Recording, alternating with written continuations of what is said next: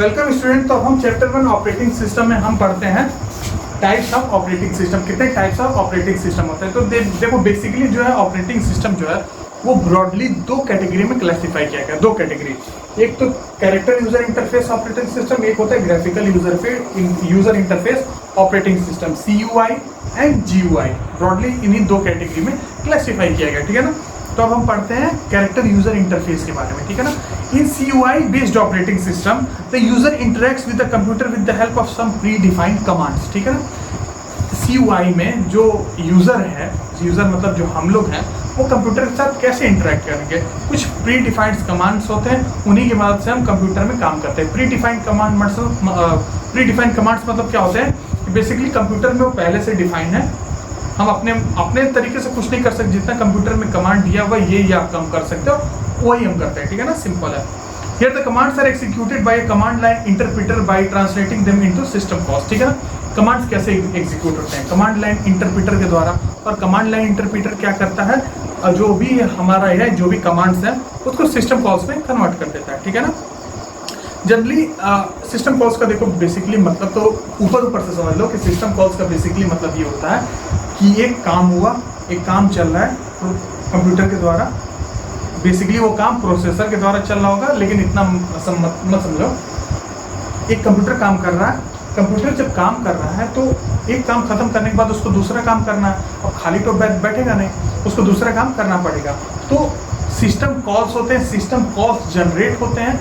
उन जनरेशन की मदद से कंप्यूटर को पता चलता है अच्छा ये काम खत्म होने के बाद से हमको ये काम करना है। तो सिस्टम कॉल्स का मतलब ये होता है, ठीक है ना। उम्मीद है आपको क्लियर हुआ होगा। डाउट है तो पूछ सकते हो। Generally this interpreter reside outside the kernel so that the kernel is not affected by the user, ठीक है। ये जो भी इंटरप्रेटर है वो कर्नल के आउटसाइड होता है, ठीक है ना। आउटसाइड द कर्नल होता है, जिसके कारण ये होता है कि यूजर कर्नल को कोई इफेक्ट ना पहुंचा सके, ठीक है ना। Example of this kind of operating system include MS-DOS, ठीक है ना।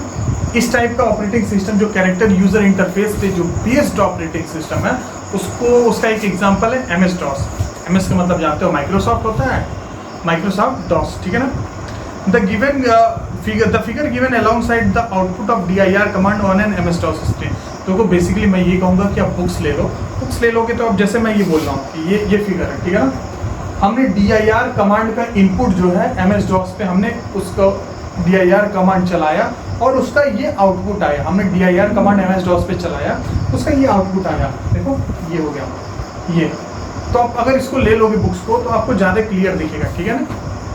सम कमांड्स ऑफ MS-DOS आर, कुछ MS-DOS के और भी कमांड्स हैं जैसे कि CD कमांड है, dir कमांड है, कॉपी कमांड है, डेल कमांड है, एडिट, मूव, रन, CLS, ये सारे कमांड्स हैं, ठीक है ना। अब GUI पे पढ़ते हैं, ग्राफिकल यूजर इंटरफेस, ठीक है ना। Unlike CUI, the GUI based operating system has a graphical interface. Character user interface में कमांड्स के थ्रू हम लोग इंटरेक्शन करते थे। ग्राफिकल यूजर इंटरफेस में एक ग्राफिकल इंटरफेस होगा यूजर और कंप्यूटर के बीच में, जिसके थ्रू हम कंप्यूटर से इंटरेक्ट करेंगे, ठीक है। It is easier for a user to interact with a computer with the help of graphical interface. Graphical interface की मदद से ना ईजियर हो जाता है कंप्यूटर के साथ इंटरेक्शन करना, बहुत ईजियर हो जाता है ग्राफिकल यूजर इंटरफेस के through. These graphical interfaces may include windows, icon, menus and a pointing device। अब इस graphical interfaces में क्या क्या होंगे? विंडोज होंगे, आइकन्स होंगे, छोटे छोटे आइकन्स होते हैं, आप देखे होंगे छोटे छोटे आइकन्स होते हैं आपके डेस्कटॉप स्क्रीन पे, ठीक है। मेन्यूज होंगे, पॉइंटिंग डिवाइस होंगे, ये सब होंगे। पॉइंटिंग डिवाइस मतलब सिंपल है, कर्सर वगैरह हो गया, पॉइंटिंग डिवाइस हो गया, ठीक है। Example of this type of operating system include Windows, macOS etcetera, ठीक है। तो इसका एग्जाम्पल क्या है? माइक्रोसॉफ्ट विंडोज, MS-DOS CUI का एग्जांपल था माइक्रोसॉफ्ट DOS। और माइक्रोसॉफ्ट ने फिर graphical user interface operating system पे भी एक कंप्यूटर बनाया और क्या विंडो सॉफ्टवेयर बनाया, जिसको क्या करते हैं ऑपरेटिंग सिस्टम बनाया, जो कि हमारा विंडोज ऑपरेटिंग सिस्टम है। ऐसे ही एप्पल का जो ऑपरेटिंग सिस्टम है macOS, ठीक है ना, तो वो एप्पल का ऑपरेटिंग सिस्टम है। Mini and mainframe computers have more complex operating system than the micro computers. जो mini and mainframe computers होते हैं, ये कंप्यूटर की कैटेगरी होती है, तो इसका और कॉम्प्लेक्स ऑपरेटिंग सिस्टम होता है माइक्रो कंप्यूटर्स के कंपैरिजन में। Because the forward one must handle the needs of multiple users, multiple application and multiple hardware devices and provide ample management and security. तो बेसिकली जो मतलब मिनी और mainframe computers में देखो multiple users होते हैं, multiple applications run करता है, मल्टीपल हार्डवेयर डिवाइसेस होते हैं, ठीक है ना। The type of operating system can be also classified according to the number of users और job supported and the way in which processing takes place. देखो अभी तक हमने जो बेसिकली जो ऑपरेटिंग सिस्टम को बेसिकली ब्रॉड दो कैटेगरी में डिफाइन किया, कैरेक्टर यूजर इंटरफेस और ग्राफिकल यूजर इंटरफेस पे हमने बताया। अब बोलेगा कि अगर ऑपरेटिंग सिस्टम को अगर हम लोग क्लासिफाई करना है यूजर्स के अकॉर्डिंग, या फिर जैसे क्या कहते हैं ये जॉब, कैसी जॉब वो सपोर्ट करते हैं, मतलब कैसा फंक्शन वो सपोर्ट करते हैं, तो उस हिसाब से भी हम लोग कंप्यूटर को कई तरीके कैटेगरी में, कंप्यूटर ऑपरेटिंग सिस्टम को कई कैटेगरी में हम लोग क्लासीफाई कर सकते हैं। जैसे कि जो पहली कैटेगरी है वो सिंगल यूजर ऑपरेटिंग सिस्टम है। सिंगल यूजर मतलब सिंगल यूजर है, ठीक है ना।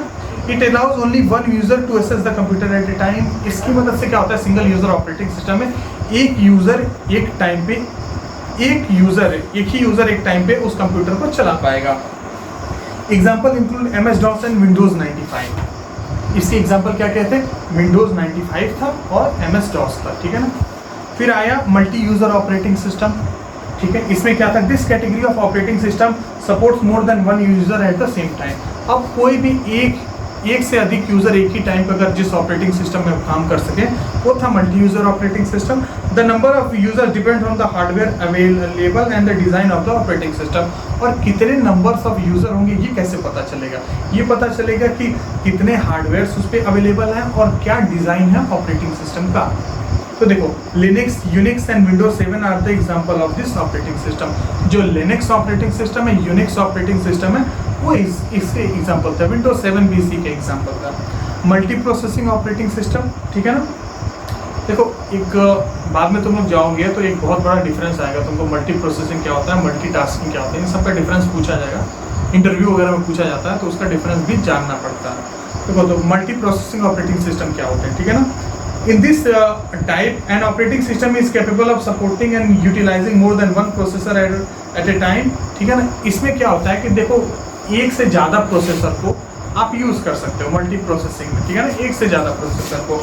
Linux, Unix and Windows 7 are the example of operating system. Same जैसे जो मल्टी यूज़र ऑपरेटिंग सिस्टम में के एग्जांपल है, वैसे मल्टी प्रोसेसिंग ऑपरेटिंग सिस्टम के भी एग्जांपल हैं। सारे एग्जांपल सेम नहीं होंगे, कुछ अलग भी हो सकते हैं। Single tasking operating system. और सिंगल टास्किंग ऑपरेटिंग सिस्टम क्या होता है, this type of operating system allows only one program to execute at a time. Single tasking operating system क्या होता है कि आपका एक सिंगल प्रोग्राम एग्जीक्यूट होगा एक टाइम पे, एक सिंगल प्रोग्राम एग्जीक्यूट होगा एक टाइम पे, ठीक है ना। जैसे मान लो कि अगर एक काम कर रहे हो तो उस एक काम को ही कर पाओगे, एक साथ दो काम आप नहीं कर सकते हो, ठीक है ना। देखो बेसिकली आप अपने, चलो छोड़ो रहने दो, मैं इसको बाद में और आपको डीप में एक्सप्लेन करूंगा। One program has to complete execution before the second program can start, ठीक है ना। आपको एक प्रोग्राम पूरा खत्म करना पड़ेगा, फिर आपका दूसरा प्रोग्राम शुरू होगा। अब आप बोलोगे ऐसा ही तो हम करते हैं, पहले हम एक काम करते हैं फिर हम दूसरा काम करते हैं। नहीं, कई बार ऐसा होता है कि हम मल्टी टास्किंग हम लोग करते हैं, मल्टीटास्किंग करते हैं। हम एक प्रोग्राम हमारा बैकग्राउंड में रन कर रहा होता है, हम दूसरे को भी चलाते हैं। कई बार ऐसा होता है कि हम एक काम कर रहे होते हैं फिर हम दूसरे को भी रन करवाते हैं। तो ऐसा आपको लगेगा, तो आपको लगता है कि हम एक काम ही खत्म कर रहे हैं, नहीं, हम कई बार ऐसा होता है कि एक काम कर रहे होते हैं फिर दूसरा भी करते हैं। उस काम में टाइम लग रहा है वो अलग हो रहा है, हम अपना अलग कर रहे हैं, तो ये होता है, ठीक है। Palm OS is an example of this operating system. Single tasking operating system का पाम OS है, जो पाम ऑपरेटिंग सिस्टम है, ठीक है। Multitasking operating system. Multitasking operating system क्या होता है, ठीक है ना। मल्टीटास्किंग, मल्टी थ्रेडिंग, ये सब ऑपरेटिंग सिस्टम है। मल्टीटास्किंग ऑपरेटिंग सिस्टम क्या होता है, such type of operating system enables a single CPU to execute more than one processor at the same time. तो मल्टीटास्किंग ऑपरेटिंग सिस्टम क्या करता है कि एक ही CPU से आपको एक से ज़्यादा प्रोसेस एक टाइम पे रन करवाता है, ठीक है ना। एक CPU की मदद से एक से ज़्यादा प्रोसेस एक टाइम पे रन करवाता है, ठीक है ना। Each process receive the attention of the CPU for a fraction of second before the CPU moves on to the next process। देखो CPU के अंदर CPU है ना, ठीक है ना, वो देखिए एक प्रोसेस को रन करवाएगा फ्रैक्शन ऑफ सेकंड्स के लिए। फ्रैक्शन ऑफ सेकंड्स के लिए मतलब सेकंड के कुछ पार्ट के लिए एक प्रोसेस रन होगा, वो प्रोसेस हाइड हटेगा, फिर दूसरा प्रोसेस रन होगा। तो आपको लगेगा कि दो प्रोसेस एक साथ रन हो रहा है, दो तीन प्रोसेस एक साथ रन हो रहा है। दो तीन प्रोसेस, अगर एक प्रोसेसर है तो दो तीन प्रोसेस एक साथ नहीं रन हो सकते। एक सीपीयू का मतलब है एक प्रोसेसर है उसमें, ठीक है ना, एक प्रोसेसर है, सिंगल प्रोसेसर है। तो आपको कभी भी कंप्यूटर सिंगल प्रोसेसर का है तो एक साथ कई काम नहीं कर सकता है, लेकिन कई बार लोगों को लगता है कि एक साथ कई काम कर रहा है, ये भी कर रहा है, वो भी कर रहा है, ये भी कर रहा है। ऐसा कुछ नहीं होता है। देखो बेसिकली एक प्रोसेस को रन करता है फ्रैक्शन ऑफ सेकंड के लिए, सेकंड के कुछ पार्ट के लिए, फिर अगला करता है, फिर अगला करता है, तो तीनों एक साथ ऐसे घूमता रहता है। कभी इसको प्रोसेसर मिलता है, कभी इसको मिलता है, सीपीयू इसको मिलता है। तो ऐसा आपको लगता है कि एक सेकंड के अंदर वो कई बार सभी प्रोसेस को सीपीयू मिल जाता है, तो आपको लगता है कि सब काम एक साथ हो रहे हैं, जबकि ऐसा बिल्कुल भी नहीं होता है, ठीक है। आप हायर क्लासेस में जाओगे तो और इसको डीप में पढ़ोगे। तो अब इसका एग्जांपल क्या है, इसका एग्जांपल है विंडोज़ 95 के बाद से जितने भी वर्जन है विंडोज़ के, वो मल्टीटास्किंग को सपोर्ट करते हैं, ठीक है ना। और यूनिक्स ऑपरेटिंग सिस्टम भी, multi threading operating system. This type of operating system allowed the different parts of the same program to run simultaneously, ठीक है ना। एक प्रोग्राम में बहुत सारे पार्ट्स होते हैं, ठीक है ना, अलग अलग पार्ट होता है, ये पार्ट, ये पार्ट, ये पार्ट, ये पार्ट। तो ये बेसिकली क्या काम करता है, मल्टी थ्रेडिंग का मतलब क्या होता है कि एक ही प्रोग्राम के डिफरेंट पार्ट्स को एक साथ रन करवाता है। मतलब एक प्रोग्राम में बहुत सारे पार्ट हैं, तो लाइन बाई लाइन नहीं, मतलब एक प्रोग्राम के सभी पार्ट्स को एक साथ रन करवाने का काम करता है। इसके एग्जांपल है Linux operating system, Unix operating system, Windows operating system. ये तीनों इसके पार्ट्स हैं, ये तीनों डिफरेंट कैटेगरीज का ऑपरेटिंग सिस्टम ही इसके पार्ट्स हैं, ठीक है ना। तो ये बहुत अच्छी चीज़ें चल रही हैं, मल्टीटास्किंग ऑपरेटिंग, मल्टी थ्रेडिंग, ठीक है ना, ये मल्टी प्रोसेसिंग, ये सब बहुत इंपॉर्टेंट टॉपिक्स है, बहुत ज़्यादा इंपॉर्टेंट टॉपिक्स है, ठीक है ना। अभी आपको बुक में छोटे में दिया है, बाद में आप डीप में पढ़ोगे, ठीक है ना। इसमें बहुत सारे अच्छे न्यूमेरिकल बनते हैं, गेट के अच्छे क्वेश्चन बनते हैं, और भी बहुत सारी चीज़ें, ठीक है ना। ये बहुत अच्छे टॉपिक्स हैं, इस चैप्टर को बिल्कुल भी लाइटली मत लेना। इनफैक्ट किसी भी चैप्टर को आपके में लाइटली मत लेना, पर ये मतलब जो कहते हैं ये कोर चैप्टर है, ठीक है ना, कंप्यूटर के ये। अब रियल टाइम ऑपरेटिंग सिस्टम क्या होता है। This type of operating system is use mainly for real time system, real time system के लिए यूज होता है। It is use by system where a precise timing and reliability are the first priority.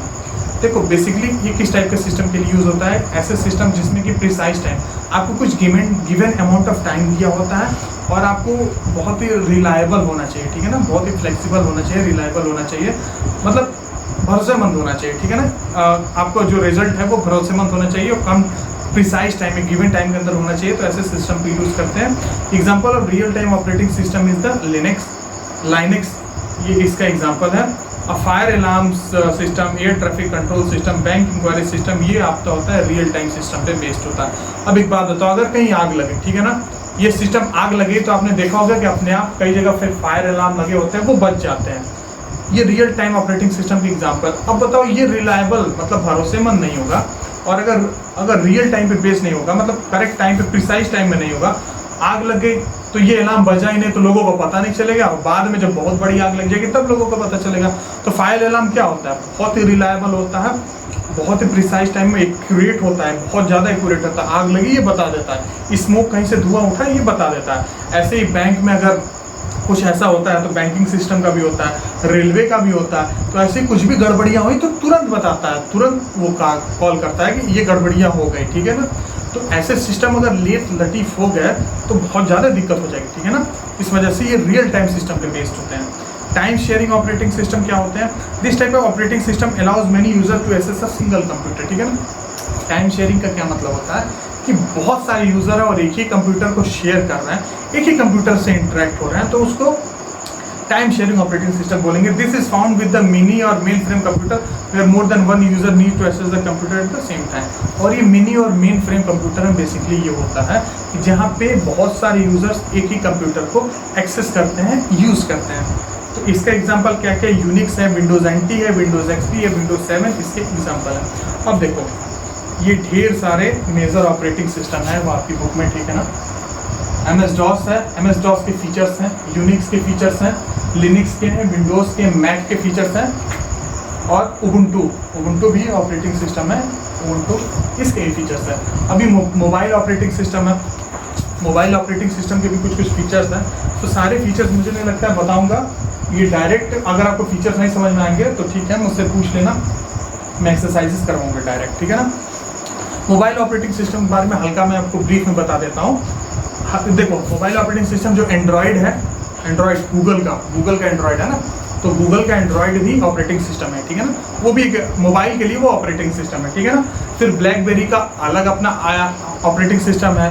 फिर उसके बाद से Windows का phone आया था जब नोकिया को विंडोज़ ने खरीद लिया था, माइक्रोसॉफ्ट ने जब विंडोज़ नोकिया को खरीद लिया था तो विंडोज़ ऑपरेटिंग सिस्टम उसने डाला। अभी तो विंडोज़ टोटली बंद हो चुका है। एंड ब्लैकबेरी भी ऑन द एक्सटेंशन ऑफ है क्लोजर के, ठीक है। तो ब्लैकबेरी भी लगभग ऑलमोस्ट बंद ही होने वाला, उसमें भी कुछ फ़ोन अच्छे तो अभी नहीं आ रहे हैं। तो ब्लैकबेरी का अलग ऑपरेटिंग सिस्टम है, ब्लैकबेरी फोन्स का अलग खुद का ऑपरेटिंग सिस्टम है। तो उसका देखो गूगल का ऑपरेटिंग सिस्टम है एंड्रॉयड, तो आप सभी फ़ोन में आप पाते होगे प्ले स्टोर पाते होगे, ठीक है ना। वो गूगल का अपना अलग ऑपरेटिंग सिस्टम है, ठीक है ना, तो उसकी वजह से प्ले स्टोर है। एप्पल का अपना अलग ऑपरेटिंग सिस्टम है जिसको कहते हैं iOS, उसका अपना अलग स्टोर है जिसको हम लोग ऐप स्टोर के नाम से जानते हैं, ठीक है ना।